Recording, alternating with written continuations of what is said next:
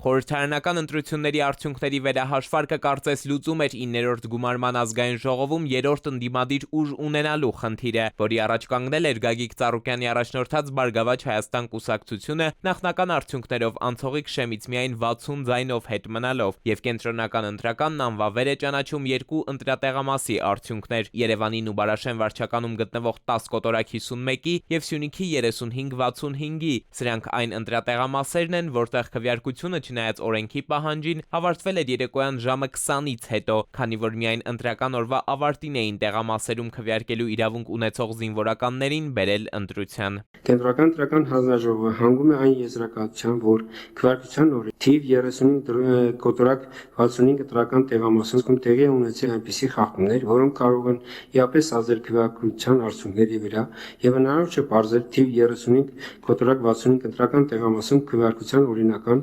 իրավական արդյունքները։ Նույն հիմնավորմամբ կենտրոնական ընտրական հանձնաժողովը միաձայն անվավեր է ճանաչում նաև 10 կոտորակ 51-ի արդյունքները, դրանք կհաշվեն որպես անճշտություն։ Հանձնաժողովը որոշել է թիվ 10-51 տեղամասում քվեարկության մասնակիցների թիվը 1287, արձանագրել որպես թիվ 10-51 տեղամասում անճշտությունների գումարային չափ, թիվ 35 կոտորակ 65 տեղամասում քվեարկության մասնակիցների թիվը 1315, արձանագրվել են որպես թիվ 35 կոտորակ 65 տեղամասում անճշտությունների գումարային չափ, թիվ 10-51 եւ թիվ 35-65 ընտրական տեղամասերի նյութերն ուղարկվել են դատախազություն։ Ավելի ուշ 12 ընտրատարածքայինն էլ անվավեր ճանաչեց 12 կոտորակ 13 ընտրատեղամասի արդյունքները։ Այս տեղամասում քվեարկության օրը բացակայել է ազգային ժողովրդավարական Բևեռի քվեաթերթիկը։ Եթե նախնական արդյունքներով խորհրդարանում իրենց տեղն արդեն իսկ ամրագրած ուժերի Նիկոլ Փաշինյանի քաղաքացիական պայմանագիր կուսակցության, Սամվել Կարապետյանի գլխավորած Ուժեղ Հայաստան եւ երկրորդ նախագահ Ռոբերտ Քոչարյանի առաջնորդած Հայաստան դաշինքների դեպքում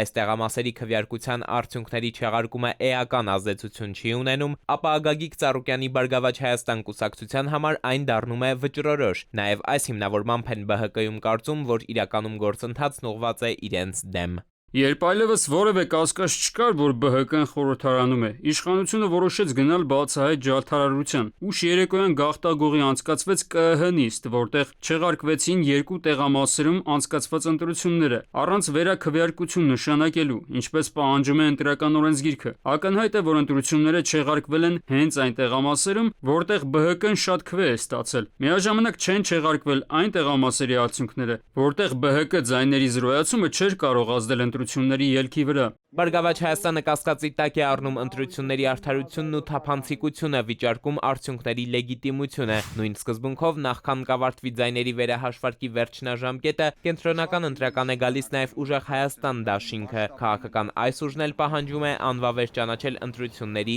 ամբողջ արդյունքը։ Հայաստանի Հանրապետության քաղաքացիները իրենց դիրքորոշումը արտահայտել են, քաղաքացիական պայմանագիր կուսակցությունը չի հաղթել այս ընտրություններում։ Մեր դիրքորոշումը հետևյալն է. քաղաքացիական պայմանագիր կուսակցության կողմից ըստ կենտրոնական ընտրական հանձնաժողովի կողմից հրապարակված թվերի տվյալները չեն համապատասխանում իրականությանը։ Մինչև կենտրոնական ընտրականը ընտրությունների ամբողջ արդյունքը անվավեր ճանաչելու հարցը քննարկման առնի ու իր որոշումն ընդունի, կոնկրետ 10 կոտորակ 51 եւ 35-65 տեղամասերում կարող է նշանակվել նաև վերաքվեարկություն։ Պարզ ասած, այստեղ ընտրող քաղաքացիները երկրորդ անգամ հնարավորություն ունենան կատարելու իրենց ընտրությունը։ Խնդիրը, որը որ ծագել է երկու տեղամասերում, դա եկել է հանձնաժողովի ոչ կոմպետենտությունից։ Ուստի իրենց պատճառով մինչ այլ մինչև ժամը 8-ը ամբողջը քվեարկած այլ անձանց քվեները